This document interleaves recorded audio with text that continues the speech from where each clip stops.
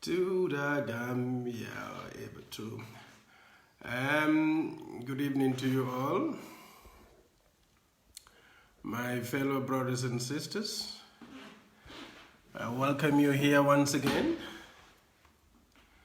to join our voice together and then talk to each other, advise each other for the betterment of our country. So you are all welcome. Dembo Jata, Sambinte, Seku Jaiteh, Ibrahim Mariama Jaiteh, Baba Jaiteh. I welcome you all. You have Juf Jabi Sanse, Amfal Sise, Seni Conte. Welcome. And then you have Sibo Bajo.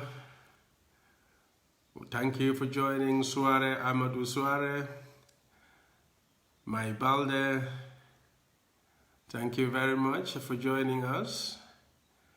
And then I hope you all enjoy your Ramadan.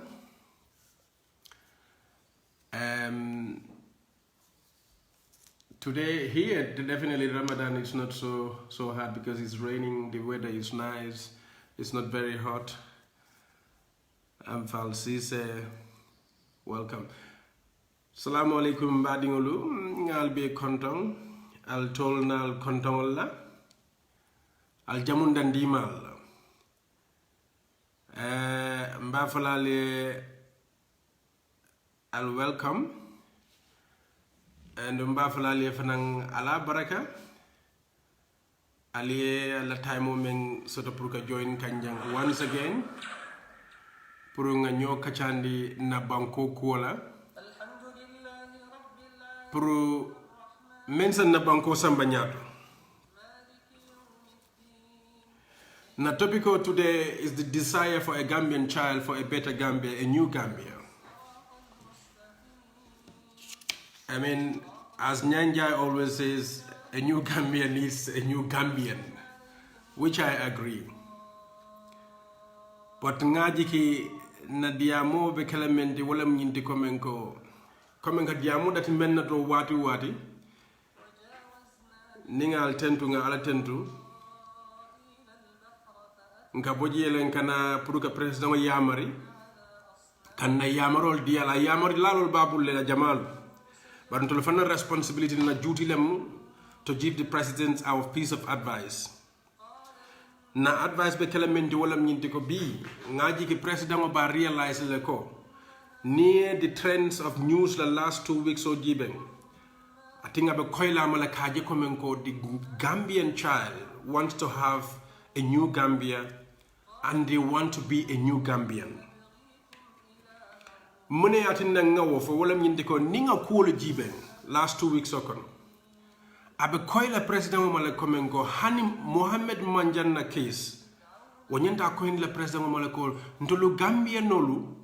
mbe pareri na kaje ko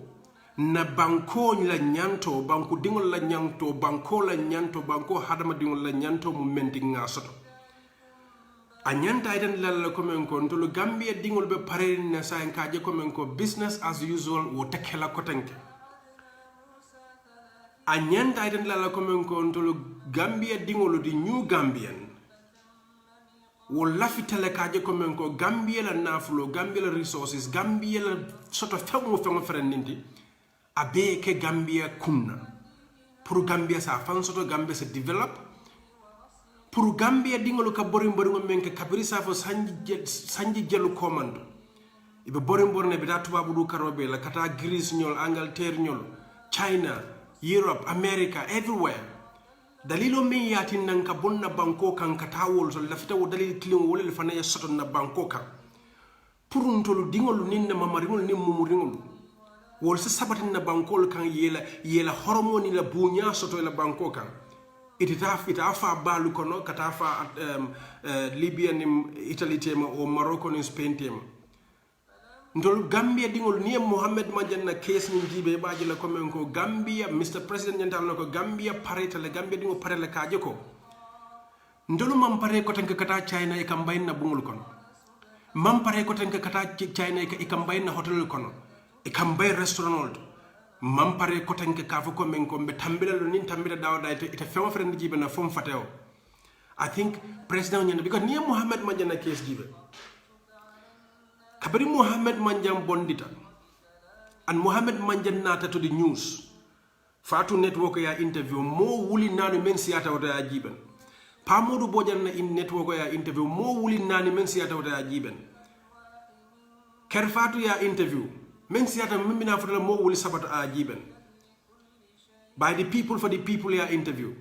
membita for mo wuli fula ya jiben wo site ndi la komenko Muhammad Manjam fana bonduro Gambia from all quarters for UDP lemba for PPP lemba, for independent thinking people or lemba,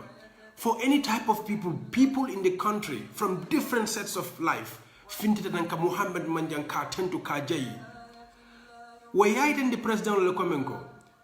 Ye disono menta molu meni advice pour ye Muhammad Manjan bay. Wala ya transfer. Wala le famu molti mi alanko they should be redeployed. They should be taken to other places. Because Gambia alanga tonya fo nyoy. Muhammad Manjam Binaji ako 2013 katafu 2016 Yaya Jamme buka kodita social security Yaya Jamme social security le kodita stop kabrin 2013 so 2013 2014 2015 2016 wo wato be atala komenko social security Yaya Jamme buka social security le kodoma so mune ya tinna social security be boy kanum fatata minus 1.5 million. Muhammad be plazo nyin talabat men social security botal non to minus 1.5 million. Muhammad na wo profit ole bonde kabo minus 1.5 million kasamba 138 million. Muhammad your cost ni reduce from 300,000 to almost for 300 million to almost 200 million. So Muhammad Yedo ko menke Gambia bele aji ko menko nyinel mu moti these are the new Gambians mi ya lon ko be parena to disrupt system ka system on disrupt our financial system, our social system, our civil service ka be disrupt ka je ko menko menyante kala banko dingol solta menne ya soto Mr. President mpareta wala Gambia pareta wala kabimbe ya jamme kelela nga mira nu na hamoni na miro mu mina te komen ko ite binale ibe wo Gambia la dilan tolla but unfortunately ndol mo Gambia so notable Mr. President and now you are taking us for a ride and mbayten lela ko janni be disappoint la isa lonko a new Gambian need a different Gambian than what is right now happening membe caring banko kansai a new Gambian to lafita malafi wala business as usual malafi wala wala atina Muhammad Manjan na ko nyanta kele karankol because Muhammad Manjan nyom keme lebe in the diaspora we have lot of hundreds of Gambian expatriates me alonko they are working in the international communities international businesses yela karangolu soto yela doko kendolu soto yela kodolu soto idingolu karanta sa tutul ni la musol ni dam ita fangol ni la musol ani malafi e wolta maño ñin la wala fita menna wala mu ñinti ko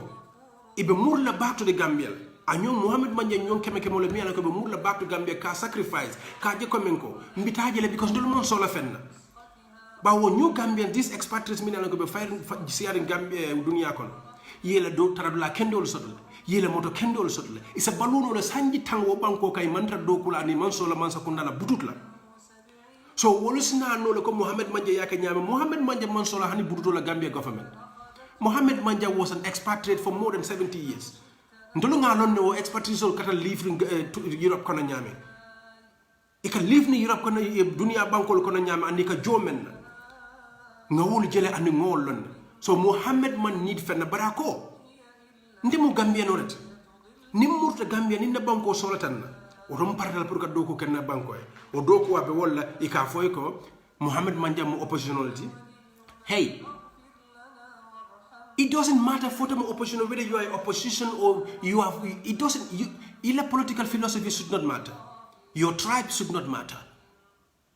Your way of thinking should not matter as long as banko solta men neba wala keka. Ni Muhammad manja mu opposition ta malla fit la man sakunda. Muhammad your company the social security profit or bondi from 1.5 minus 1.5 million to 148 million dollars. E woto nyanda iten la comme ko woto Muhammad manja niata opposition o bebe wala nyama woto nyande kala opposition kendolet. Ndolla miro ngaji ke Muhammad manja nite o bondi je mamboure njay ila big thief and big criminal. Inyanta wala bondi le kay ko Muhammad will replace you as the Minister of Finance. But no, you didn't do that. But for your information, we have hundreds of Muhammad Manjans who itulia lonko ila consign stay allow la kasi kajo komengo nyimbanko Gambia kabin 1965 abe nyameng hanisa abe wala nyama nata manta dangerous nga mol lonne min ya lonko ibe do ko la bantala bankol kam ko Muhammad Manja nyol sifal is nano wala banko kan Gambia sije ko nga fa nyame sanji tangi manta do ko la andi man so la buduto la from the government and world they are ready to do that for the country memem falali wala nyindi ko janimbe bola Muhammad Manja nak kesto nsa itande Gambian wala ko business as usual the next government ndeba promise o tala jam next government ko ndebe talla mo be promise o tala betalla mo le kono mo men yalon ko ibe insist la kaje komen ko you either be the new Gambian to develop the country or you are punished for whatever wrong you have done ngaka na Facebook on ko nintolu mang wakili kan na minister ninna president ninna government civil servants na politician na mo kurungol men ben na banko ka mang wakili kawol muta ke sorongorontolu corruption ote bolo banko ka anno banko na ka te kala konto lafta la nyam me example ota la ko kilin log ni lokunta melan ni mo be diamol a deputy permanent secretary ako within a matter of 1 year story building full I wole wulindi with 5 bedrooms each within a matter of 1 year abe complete a deputy permanent secretary mbadio o possible not nyadile deputy permanent secretary in that country within 1 year bunjam fula yewo lo ya beba bunjam killing bedroom lu alinga tonya fo nyoyo mom possible o man possible de bari Mr. President ngamire ni hakli nyimma be kacalale pour kaje ko Muhammad Manjang deserves better than what you are giving him because he's a Gambian ni ata misal be Gambia opposition be momo ya accuse ko men ko mu UDP le do o be ko Muhammad Manjang o ton to UDP people to we are very proud Muhammad Manjang personally I'm very very proud of you. I'm very, very proud of you to be accused of being a member of a political party, which I am a member. If we have only this type of people in the United Democratic Party, me alone can accuse United Democratic Party. Ninga ni mosifa la sodaji. Oto nyanda itanda Gambian la komenko. United Democratic Party lem party to me alone kasa Gambia samanyap. Mr. President, nimbota nimbadi Gambian nimbota Muhammad Manjana kesto. Ndebe mem folali wala nyinto Gambia nyandele nga kafu nyomo we have to unite together. It doesn't matter which political party you are. It doesn't matter which part of Gambia you come from. It doesn't matter what tribe you come from. It doesn't matter whether you are rich or poor, woman, a man, old and young. We have to unite together to get rid of President Barrow and his government out of our administration in 2021. I have very many reasons for that. Mbekafula nyomale nkana nyonyi nkaite mu political party jumaleti ite ka kanjumale fo ite mu musole de foto mu kewleti ba foto mu dinde de foto mu kebaldi ba nkana wonyi nka alinga kafu nyom nga kilimote nga President Barrow anala mansa kunda bondin na Gambia banko kan 2021 nimmake billahi Gambia msenyina Gambia la ko the Gambia we know because mbefora na bankola President Barrow nala gang of government civil service ministers they are the cancer in that country itolumu cancer le yalo kura cancer na be jato kono tonya bondo ka kole ala bar nima ikamre ya kuntu ikatale ye operate ye je ye le kansa bedamende ye murota ya kuntu ya bondi je nima ke jato bukala kayro sa oto president baro na la mansa kunda be wolde mun na dalilol mbadi ngam non ana jani men dalilol fana mbal sambala back to history ndol alta la manso yakele ko akata nyawnya ne nyama nga ya jammelo na demande alta la manso yakele ko nga ya jamme na la molu koros le ka do ko ka nyame anu ni Gambia la sud history njibe ko mbal sambala history kan demande kabiri ya jamme na tan to Gambia no kabira na tan njuma la folo sata kele ay PPP la minister takebe arrest nga o faale jenn some time ago ka PPP minister ni la government department la KRS ibe le bondile la cordal kono ibe la cordal tale ibe sisla ndolo Gambia no la sidan ko this is very good ngo PPP man sakundal tata jaw almost how many years 30 years man fen kenyi ngal liwe diala ay arrest ay torture ay bute abota wata manda woto anata ni sojorol dum dañol sojorol be faala jana ibe arrest la jana ndol Gambian kilim na nana sinko ala bula ni sojorol dem ala bula ni sojorol dem damandin anata mini oppositional nko ala bula ni oppositional dem sakatuma United Democratic Party imal la faala imal la fi bankol o boteji journalism wo fananga si naye ñing groupe o ñimma ñing groupe dol bere si ko ba mantela ma na tor ndana ñing groupe dol kan ñing dol fana mi yalan ko ay may bi iko ani ñing groupe dol lem ay divide ay talan ñotema ay ngolo sekundi ñola mba fa la jankaru mo mandin ko lati karamu surwalti karamu jolalti karamu fulolti yaya jamme mam belief tribe la balwo kon ba men la jolal kan ngol fa ngel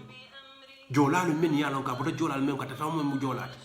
a men la jolal kan foni ko ngaje ay la kenol beta ay mindi kube jarol ay fa ay bute ay bay ya jame man la fi amam belief tribe la de an ya jame amam ke tribalist because amam belief tribe la ya jame belief ta ko comme ngala samba history la kan ndolo famule ya jamme tanga cence nga yeye nga cence ay nane fakata bulu fa nyawti kabra kata bulu fa nyawti hani ko hok ay muta ay bude ni alay manta be wallahi sama prison but no ndake fa la ka fa la fa so wo history ning me yat na ya jamme nan ke bulu fa nyawti ni ngo fana muta president baro kamba abina kala bulu fa nyawti ta maranola woto Gambia alinga kafu nyoma 2021 nga yaya jamme bondin na bankoka nga president Adam Barrow na mansa kunda bondin na bankoka pour nga na banko soto nga na banko develop na dili lolu mu munelti bawo president Barrow le nata ko atlekata moti follow atlekata mota resign ta yoda malekade wala mo kangote ay kango fulfill ka resign from his political party to be an independent candidate pour sa londe moment forcé momoro ninna ma forcé afa wala sita leto safa ko United Democratic Party mberi sign la kabol la parti ko pour nga independent candidate pour nga lolo andu resignation ni min ayake wo bota coalition memorandum la kon coalitional recommendation la yatani komen ko the person who is going to lead us has to resign from the coalition government and he did but kabra ko tawoto there is nothing mi yalon ko coalition me recommend I make woto ay Gambia bele betray ama United Democratic Dama betray ay Gambia bele betray e ka on sa ay Gambia bele betray nimmoli ya fe ka fa ko men ko molle ya edia abit president Barrow moma abbe edia abit ngat elect as our president and I did not menta a found la feta kake ba on example total modo lo ba fa la ko men ko United Democratic Party la ya mako pour que Gambia jamfa fo United Democratic Party la association pour United Democratic Party bayba kabra patawol bayla mona jumala fa mo atle mag woto president le ento lu jamfa wo bote jay coalition o jamfa coalition e ko a be jamfa ata fawle lota ako ata mo businessman le sanyi sababe wala kila je ay muru ay seso ko ata la business on Gambian on lota pour ka hakilo bulande o sanji sabol atata mo neke kata moto sa mi alan ko si jikando lo bonno banko dingol ka kata ka paramilitary solo ko prepare ka jorangol sey pour be Gambia lo buute la nyame anu ngaaje le menkata e mu jam falmi yalon ko president wala yake bawo biite mba kon ni atan to lafte Gambia men e new Gambia with a new Gambian tenno bir kamala nyin dimba ta la je ko fire service man jisoto la moto kono sakoy mom la moto dol fang bu ka tamano o trogol min yalon ko e million spena kam pour ka jikando ka fay banko dingol ka ni e wota ye fire service moto lu sanno tenno wo masi bota kel nim president d'accord la menen la ilaha illa fla nyaw menta wala nyindi ko mbe transformation o wala be kala security sector transformation reform civil service reform law and constitutional reform amam fenka ko security service imar reform menu beje hanisa wo kilewol le beje with due respect to my former comrades it is 4 years now. Gambia is less than 2 million people. Gambian army is not an American army or Chinese army where you have millions of people. It should not have taken 4 years for a complete reform of the security sector, particularly the military. With all due respect, ali security reform okay. Nia je bi mobe see the sports authority uniform bala hanna manke police or manke soldier. Justifying comment ko ya jam mistreatment of something Barry, ya jam mistreatment of UDP, abo justify la. Oto nyanta reform menke la mo wala ke hansa. Security reform manke, civil service reform manke, the law reform, constitutional reform a manke. Ba o solo sandem findita fata dalilo menkama. O dalilo form reform or reformation of our manke. O mo dalilo flanyo dalilo mi alan ko nyanta we have to come out against President Barrow. Ni President Barrow je ala lahidol do jamal med lahid sabanya menta memu dalil sabanya do men nyanta atle ko menko ndolo ngaye President Barrow falling wala mko ay commissional mello o commissional recommendational atama da jumala kilinna ni faraba commission jiben abalari ngala tabulo ko ni nata de jane commission la fan abalari ngala tabulo ko jane commission ni dalilol men yitandi il est non mais itande comme ko président de recommendation menkel ay bankak ay moneke ay some Gambian solta akolta do ko kala some Gambians me yalan ko men mo the biggest criminals Mamburen Jai and his gang ay olta and still now wol benna banko la ko do naflo ba pasar la diate nyame gammela the same tactics of rule President Barrow timol samananka makoy ba Mamburen Jai yalan ko central bank ko do ka soto je nyaade without going to the parliament samana akay mbe ko do dile mbe fanka ma andila alaji sisa the same thing so mu dalilo mi yalanko nyenta nga kafu nyoma nga president bon na president Barrow bon corruption is rampant fawara ba ko wol be kere civil service, the cohesion of the civil service to do what the government wants or what the party of the president wants nka lo nka fo nyimu UDP lati ñimu opposition ñimu GDC lati oto mañana do ko la kala Gambia government kon Gambia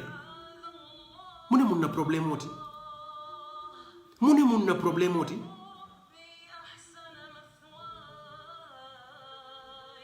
wala fana mu dari lo de lo yomi ya lonko because banko mun to lu bele tati ndolo la fitala nyama nyante kala wala nyama fote mu UDP lati bam fote mu PP lati bam fote mu GDC lati fote mu NRP lati bam ila banko mansa kunda mun to bele ta to bele nga rights do ka do ko kewot woto mola political affiliation as long as bele do ko ke kam properly o manya na kada le do ka fuko men ko mbo bayna do ko nyanda tambila wala le wala ati nan ko alinga kafu nyoma nga president o bonde pour nga banko so do nga Gambia so do Gambia mansa kunda mi ya lonko asa Gambia be dingo be ka klingot. It doesn't matter. Ndolta Costa Rica le ni ya jam. Il president wala officer kon. Ala protocol officer. Ala protocol office kon. Nim mo tata je nim mo be kachala mi ya lonko o mantra president wala parti kon. andu hani inchoto nim president woni tem in Costa Rica nga nyinen ka how is this possible ite ko ite mu oppositional but ite be do ko right in the president's office and ite mela opposition ya ite mo ma ko te man ite president man ta particular ko ako ni yes ndala political party on na do ko man na fa nyosoto do ko sets of rules level laring alandi nyame mbakala wala nyama do ko ya fu nyame mbakala wala nyama ni malla fi wala nganda bari ni nga nyasoto nyim president mba bon la na president nga fil ko wolam di best president pour ka banko nyi mara na political party nga fil ko men ko wolam di best political party pour ka banko nyi mara so mune ya tinna be kelento li problème de ka fu ko men ko temu UDP temu NRP temu fom ko so item manyen no banko tala do ko la government ko Gambia al nga mira ngo bondin na hakilo ko ngo bondin na hakilo ko na dalil do mu nete muna na nyanda president bondin to 2021 president man to la banko protected near the Gambia government ka ko ke don comme bi may fati ya fa nyami copy and paste Senegal e fe on fren nim fo don president Baroka wala ke al ko ko rosido kabrim boda sorowo airport sorowo quarantine administration o Senegal e ko ka fo nyame ndol ka copy le nga paste because nka problème so de ba copy and paste bu ke mira e ka siga janado yala ndi jam so ndol ka problème so to wol ni na Senegal so jorol jiba ma nyame ndiata to labban ko kala na bodalt kana ka dum fara fe ko na mbaful la nga foti ka fo kana birijo soro kataki bolon kono siara fo siara ka dum Gambia kono Gambia no araska bun kido la ka muta ka araska sama Senegal kata kidin hani sama kuma mom faji niaje mbafo fonna kula mam faji o fana mu dalilo to mi alon ko nyanta nyim president o bond la ji nde to mon don kasila fo nyim president dum amalla fin to la banko la ban fo amalo akeku amo wala ke bank lombang fo mol men ka advice wala ka mislead ban barinde nga mira ko men ko ke bala mat moment believe in Gambia kono 22 years on the ya jambe wo nyanta lon la nyanta o Gambia o banko mar la nyame bari the president want to take us a ride Mr. President, the new Gambian is prepared and we are going to take that ride with you honestly. We will never relent, we will never sit back, we will never ignore your activities, we will talk. We will do what is expected of us, respectfully, legally, to make sure Komenko or right new, we all take it together. And 2021, we will see who will win that ride. And from my point of view, I will take this promise. I will be part of those citizens who will insist that in the next government, it is not going to be business as usual. What I mean by that is, this government, when it came, we have formed commissions of inquiries, TRRC. We have seen people walking freely who have done catastrophic things in the country. Financial Commission, we have seen people, Mambur and Jais, who are not supposed to work, but they are working and they are doing exactly what they were doing during the Jammeh regime. Nothing has happened. I will take this promise. I will be part of that citizen group who will insist that we have to punish our civil servants. It doesn't matter who, the president, politicians, ministers, permanent secretaries, technocrats. We have to start punishing them for wrongdoings. If a minister is corrupt, the next government should make sure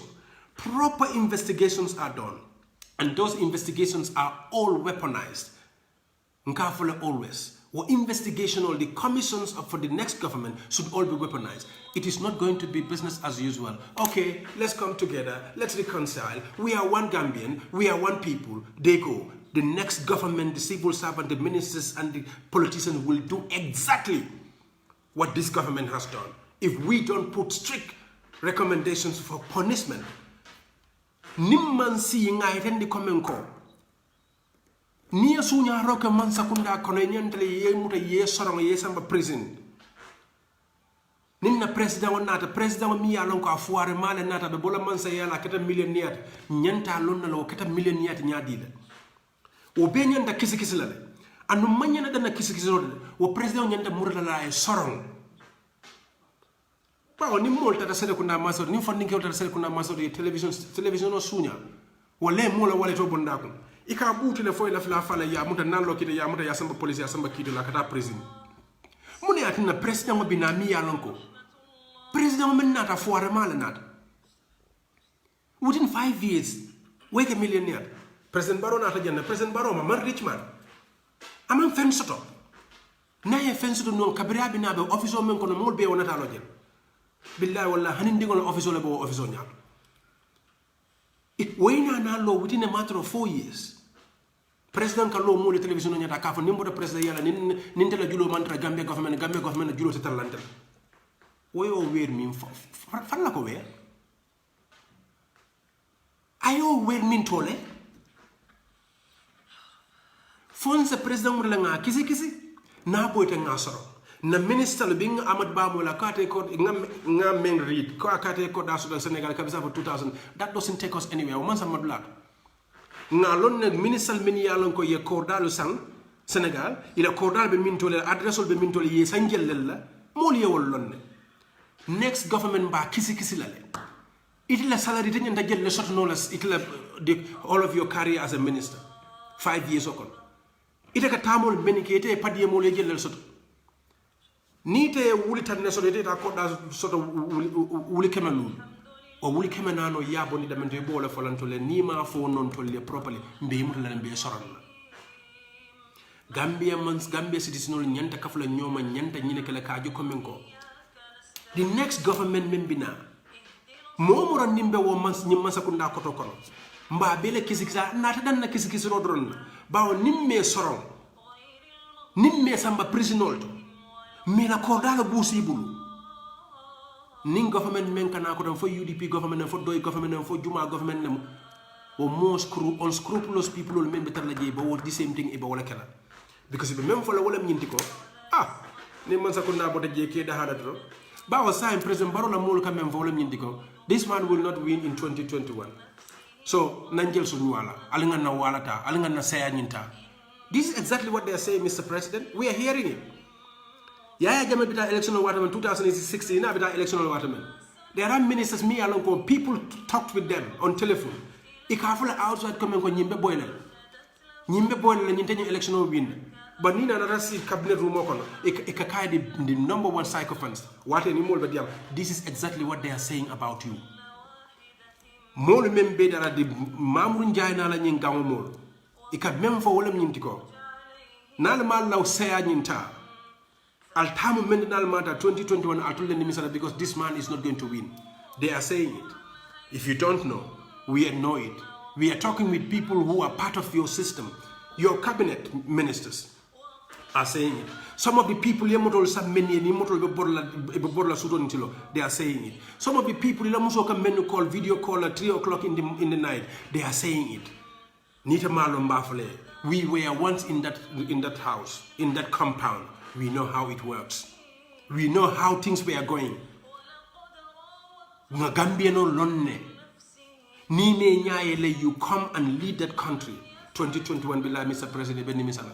Even Nimisala Nimiso mi alon ko president na mana Nimiso so hani ya jama ma Nimiso so. Ba o tata ya jama fala be ikotora jinede. Aba life enjoy ka. Bari tata itara dawda ba be pare na Senegal be tawol be jebe prepare kan. But Senegal ni bita kitila for international community ka je comme ko you come back be kisi la be kitindila and ni boy tam be soro. Ila minister fana let them know it. Ka fotron ko election ko do yebo ta Senegal ta sila bunjawol ka ibe da fatol ibe dal fata ibe dal atakela.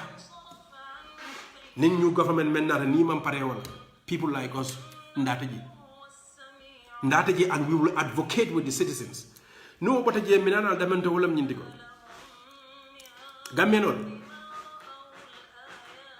Gambeno gole bul tabak. Gambeno la kasi aye mobula momi yalon ka lafta ka fa futama amuta fa abuka kuno. President Barrow ako sanji saba ayeba ako ngaso sanji lulu ba constitutional wolf saying aka mem mira abuka sanji lulu mira abuka sanji tango mira sanji tanni lula kawle mira ninga abula hani sanji tango ninga na soto president Barrow bina kala dictator tuja mi alon ko membe jaw yala hani ya jambe bawo ya jambe kete nyawnya ni nyama kun kilimo la bar president Barrow na kole ko menti wala mo Senegal la fitay president Barrow le sabati Gambia banko kan as a president because of the interest of the world ba amala be menkel amalo aka menke amala do ko lom men ya soral Senegal yesan ni ma yo ni Senegal bulu Senegalais bu njamol le dila ko dol be tousé le kan wala ka advice ko la mi ya lon ko Senegal to sonna boji bawo say na constitution on do lafta constitutional reform men banko ek $116 million is a spent constitutional menka o constitution of president Barrow na la mul malafi o constitutional wala ta parliament Mr. President nte gambe non nte mal to londe banta ngamire nyanta kafla nyomala nga fop Mr. President I mile to prison I ge renovate kabrin sai I mile to prison I renovate kabrin sai and I sell ta I sell jamal keje because membe je maybe wata kanyan nyanta iten la Mr. President nyanta na la nga na to get together nga kafu nyoma kaje ko men ko na constitutional mi alan ko nga na kodole bula kun na puraye na pour constitutional ni ya da nim president bulo matala be nga finti nga social distancing nyanta o be bula la nim president kato constitutional takela nyanta finti la kayta ni president la ko men ko ndol la feten na constitutional wala e finti ni man la fa la yemuta yedbe soro gambe no nyanta pare la wala nin president man la fi constitution on the new constitution na man la fa anala mulina de campaign agency that is democracy o mala right let nin gamen citizen ko man la fi nin constitutional o mula right let to vote but kalo ka fa komen ko one individual wala discriminate the constitutional draft ni wala discriminate so constitutional nyon wo nyanta tampalal gamen on mbasila me president Barrow la ben tekla as a right I think it is high time I think Mr. President come on mile 2 prison renovate ni man pare ke renovate fana it's a selol sian bawo be insist la come ko atakela na constitutional ni findindi nan constitutional draft ya safa nyama findindi nan ya samba parliament ya samba citizen kan ni Gambian yo ya je come constitutional ni am fair towards the president they will vote no. It's okay. The power should be based in the hands of the citizens, not one person. Gambia nyanta nyina lonna nyanta nyina kalamata kajo komenko. Sembo manyan na kela president o damma tati sembo mu banku dingo le tati. Ofanto lafita la nyama nyanta kela wala nyama. Constitutional mi alanko almost hanjifula. Nga commissioner ta yin traveling men beke. Mbe jola karwo kare. Million tang ani war alal hakotuni no was spend constitutional draft men kono president kana lo ka fo constitutional draft ana cabinet ka fo ko men ko wala president discriminate fo alto le yamina constitutional jumal be dunia kono mi alan ko every citizen capital ale ye constitution ye dunia kono citizen be je mi alan ko man happy ko laje baro bukati na constitutional man ka constitutional Mr. President na constitution ta ya fintindi ya di Gambian la nin la fita wo constitution ni nga fil komen ko ita president la 3 times la o mun tolo citizen la do ko walati we can vote for the constitution draft the draft constitution we can vote for it or we vote against it barita man sembo so la kaytan dol la komen ko ni de ko ni mo transition not president ko ni mo transition not e transition on fango be agrital ngo transition la say nada sanyi sabo pour ka rima na la ka fa ko men ko nyimu transition sanyi sabo transition si aka takel o president kili na la cabinet la kanalo ka fa ko men ko nyim man count nyimu transition alka jumalel nene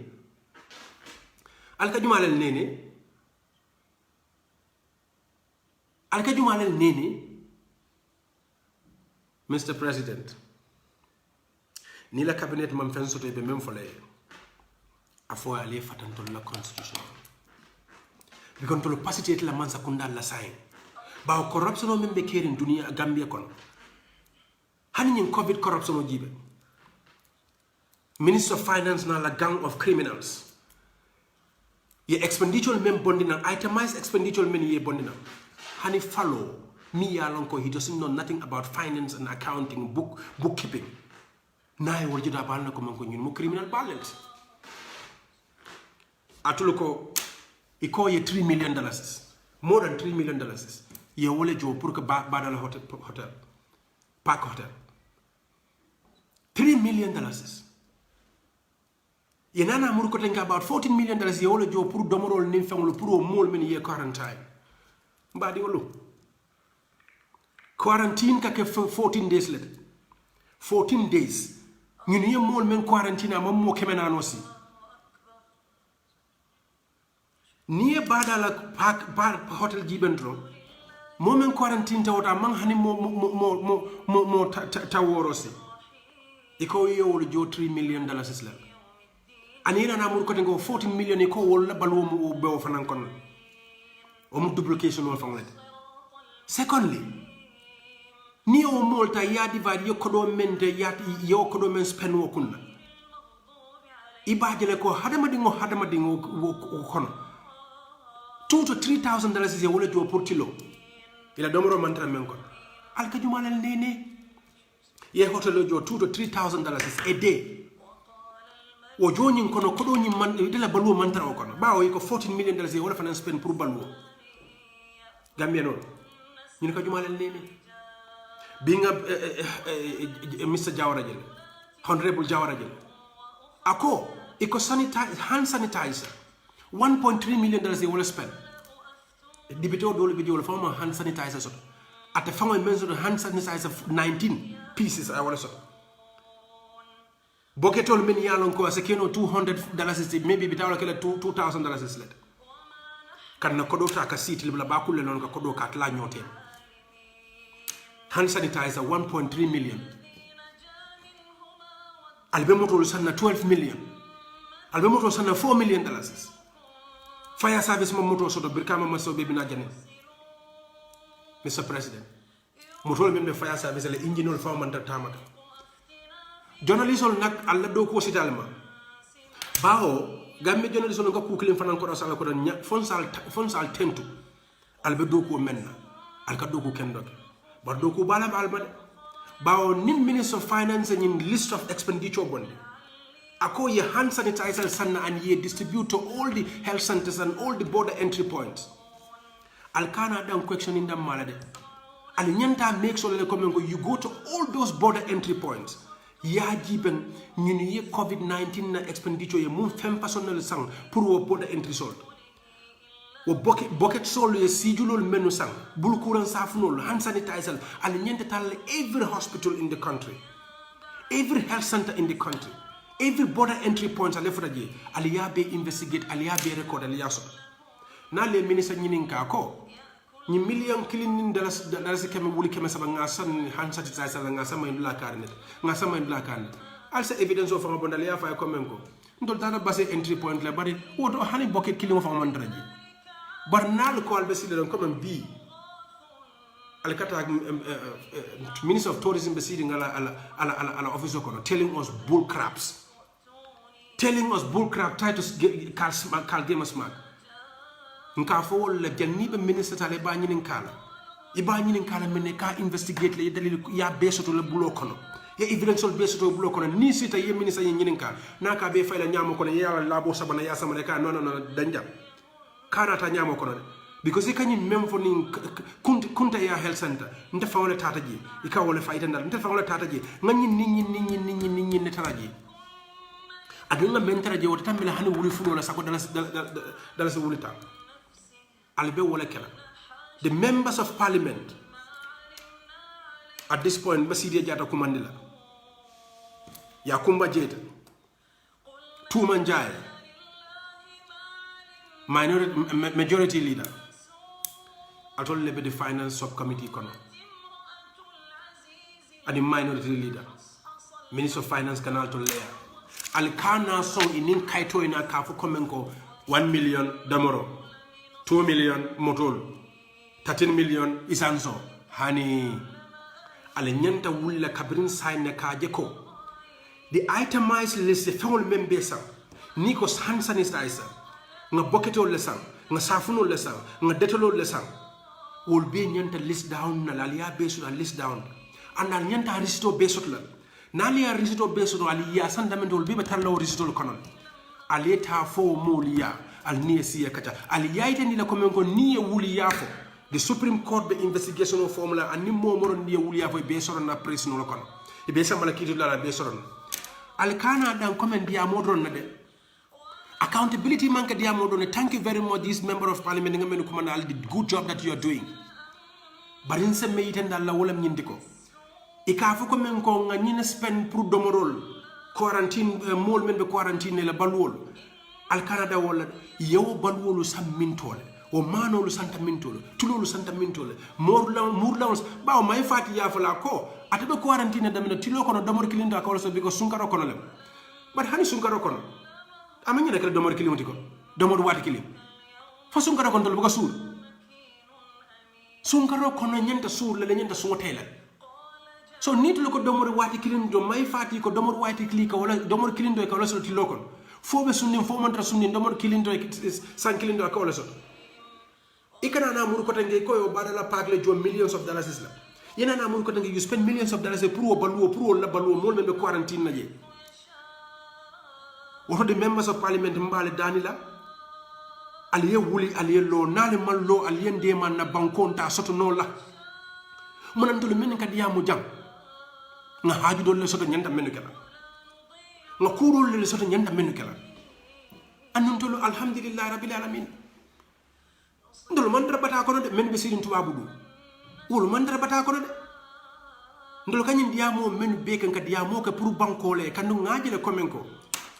ndol la conscience wala bu ka tamano correctly ndol be sirin jang ben life en be balu enjoy kam na mol be sirin Gambia be bataka be toraka hadama dingol yena politician on na they took us for granted nimmen nata don na ba atnata be nyantam bulo ko na sanji kilin sanji fulake ja bu njawlo ministre na be banku bungo kon sanji kilin sanji fulake bu njawlo ata livro bu nyaw kon ayo soto nyaadi le wuli atnan to la banko man develop no wuli atnan africa man develop no wuli atnan na wonninkewlo na dinniwolo na fonninkewlo be faala nyim balu kono ni mira ni funding kawol dol nyinin kay koy tayti ite e bota nyaade libya kana italy ni funding kawol nyinin ka ya fo itlu bota morocco nyaade ka dun spain e billahi wallahi la fam man tammi wala na badin jellal fata wo bal ko ba jeel kon ni na dun libya na dun spain kayti tebulu la tebulu kodo tebulu e katral livre nyaadi le bankolo ka ni na funding kawol nyinin ka wala he adimina ka waral nak ademina ka waral ni ñi molu je nit xam tetana from italy dun tan nit tetana liberty dun tan italy kon e ka dun kole akol men kon mune wol be sa because na bankole mantara do ku kan mune wol be sa because na politician le musungol na president ni na minister ni na director le musungol ka ga banko ko do ta ka be sunya ka 1965 man fan soto non man na banko develop no or members of parliament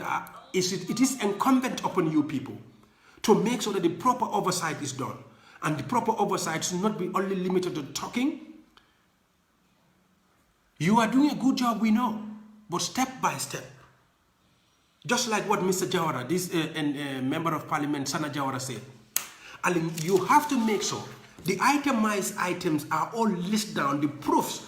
of how those millions are being spent. Will be at a kaito bala yena ya dial. Ngayina sa mburo, ngayina sa isanso, ngayina sa motor, ngayina sa mboro ya be samana. Ni asamana vana Canada woto de. Risitol menu sotota. O risitol fana accompany ya samana. Ale risitol ning ye menal ki ya compare. Al Canada wo fana de. Al nyanta wulla la comme wo fengul men santa bitikol mendu. Alieta ali foto wo bitikol. Kaytendi wo mol lako ñun ko ye boketol setle ajam ñun ko ye detolol setle ajam ñun ko ye mano setle ajam ntolo mu national assembly members la andu luwa e sembo dina la ka kisi nata men na jannata tonya la ñini bulu risito fele iko abotet la bidi ko ta jam jannali bitaw fawla al mol ki jeba ni ata misal fo risito bal detolo ko $200 sa santa wol mol yeta folo duo bidi ko ne taw detolo ñi jibe wo ka detolo wafi bi wo bidi ko kono jellal ni ko $200 detolo mu dollars tan net al nyanta lon nako faniya be je nali yo ko calling call ale detolo sang dollars tan ba risito bal dollars kema fulale be je ale silom tala dum bidi ko kono bidi ka tiyo al na si ka explain ay ko ni risito bala ni detolo mu kema fulale mune wo sabu naka be bala ne kay he janni be diamuna ntulu nga ray so de ka oversight ke anu niye faniya fo be sambala kitiyo bundal la anu be soronnal abe to nyafalal al balon nala ko nyim bagasol meni minister of finance is samanan for to nyala ba ko because my friend to wota kino la to nyate kadetolo nin safu no million killing dollars wuli keme saba pour members of parliament draw members of parliament dole fam man fen soto ji members of parliament found them sana jawara ko 90 detol pieces hand sanitizer pieces I want to 19 dole fam man soto iko 1.3 million muna manke toleti alkana so ñu ne mol yab alkana so ñu ne mol alkana so ñu ne banko tinya alkana so mol ye kamfa ala make so mambre njay I resign bang ay tabang o ay to nyafo molis na ka fo mun na banko la kodo e bolum la comme ko fa so e fa ta o ta ke no la ala make so accountability ke ando suppliers so fa wolel fa nyande traité na ka fo comme ko nyanta soron na le yes ni connive with the suppliers ala dabo if they connive with the suppliers to inflate the prices of items to defraud the government taxpayers wo suppliers so fa nyanta itan la wolel la comme ko na liye faniya fo mbal soron na la to nyafo ana le free to nya wala be kel fola ale free ni man to nya fa liye mutaliye samba policier arrest or right by deputy bull because the National Assembly is another branch of the government woto mbeme fola le wala nyinti ko nsa diamo nyin danjambi bari nsaitan de president la ko comme ngam fo na constitutional draft constitutional asabulo fatama Mr. President, hands off our draft constitution. Mr. Attorney General, you have to gazette our draft constitution and present it to the National Assembly for an onward presentation to the citizens of that country for us to vote for the draft constitution. If the president feel that the constitution discriminating and his government, let the president and his people campaign against the draft constitution. Let them give their reason to the citizens of this country why this draft constitution should not be adopted. But the draft constitution should be presented to the National Assembly. And Mr. President, if you want to tamper this constitution, I think the Gambian people should be able to tell you, Mr. President, extend it mile to prison, detention and detention centers. Because we have to show to the President Komenko, business as usual is over now.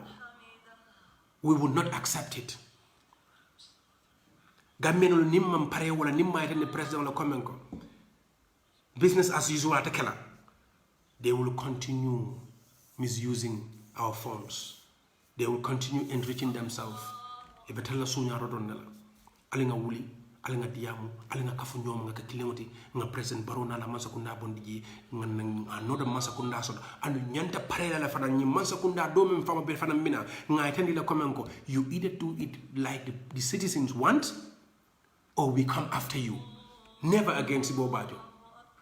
We should not allow it to happen again. Hey, sanji tanlul nimfeng. Sanji tanlul nimfeng. Sanji tanlul nimfeng. Bankome mo 2 million people.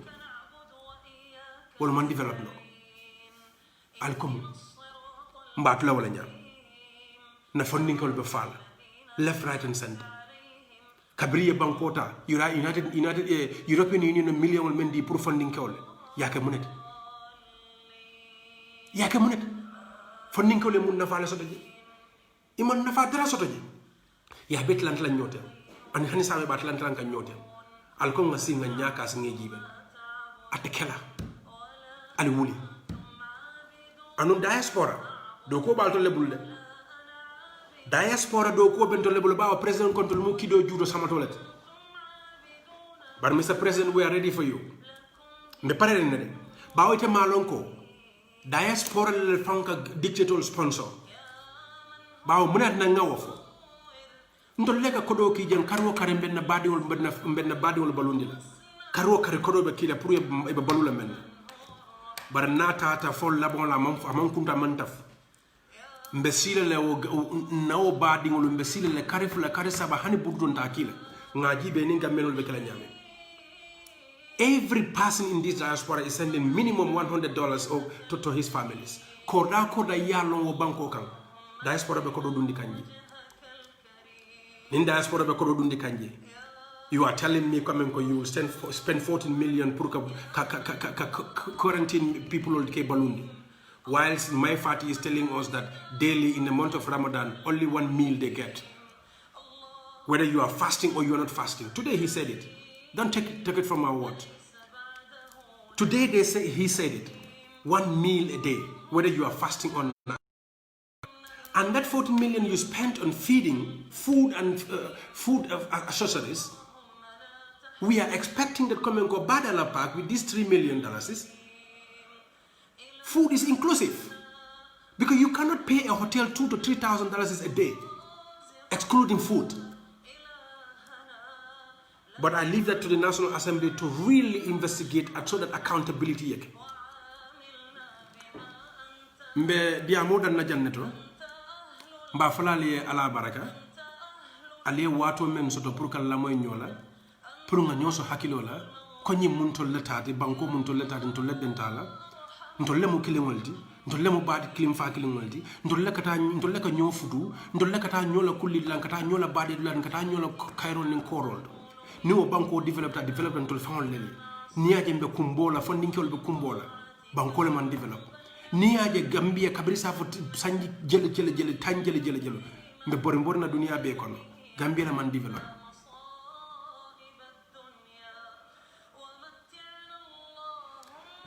Mr. Ali Alman, President Barrow himself has an agenda. Everybody has an agenda. The agenda should be, the question should be, what type of agenda do one has? That is the agenda of developing that nation.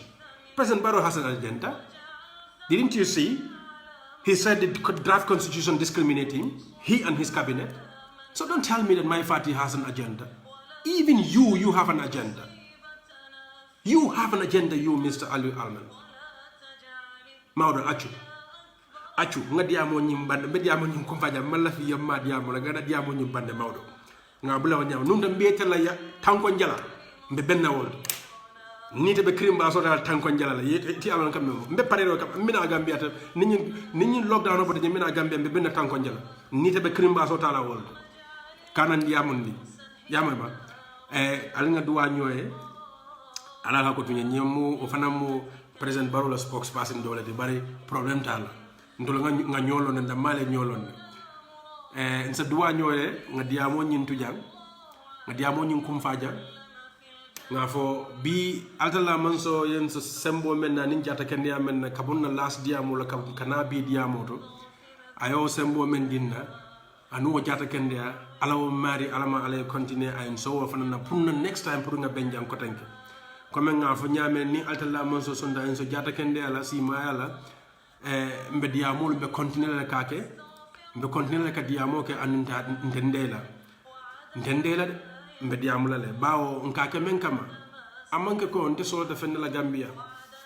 to nyanza sino janna fo janente be pension la billahi wallahi ta'ala nse sino janna fo janne be pension alhamdulillah rabbil alamin mbe ala tantula kana an nyon jamman la so keno barin ka diamo lu menke nkaje nin sol fanan sita ngaje mo fimo ka nyamen banku dulu be nyamen ni ngana banku jamantro nyama kan ni la ko ya anda manka ko men ko manfo amol la pour ka develop pour ka woke wakan ni la ko ya wala nan be diamu kam nim president Barrow nada misal fe nunga silol ta nunga ko men ko haninga UDP mansa député ministre bonne ay technocrat sol ta mi yalan ko manja Mohamed Manja ñol sifal en total la ñin diamol la in 5 years banko ba fan sot la banko ba develop la bari tonya comme nga fa ñame mal la fek diamo ñin jam fandi maybe as a keno ya 7 o'clock len sa ngambia sunte o man jamfa anu ngal ne kiyankolu ni wol meta dia ni wol meta kiyankolu ni wol meta lamoyro rek kamfale ni kiyankolu ni fulol ni sarahulol fofanas de drames de tourists e ka on sa di dabos ni to le meta diamolo de ka discourage le ka kamfale so janni o kamfabe kerato nga bula jang nga duwa nyoy nga fo nyoy alhamdulillah rabbil alamin alman niesila na ben kotema pour nga kafu nyoma jang kote nga nyoso hakilo la ala baraka bake mbal tentula alnal badi malemu lalo Jaiteh ala baraka. Thank you very much. Bye bye.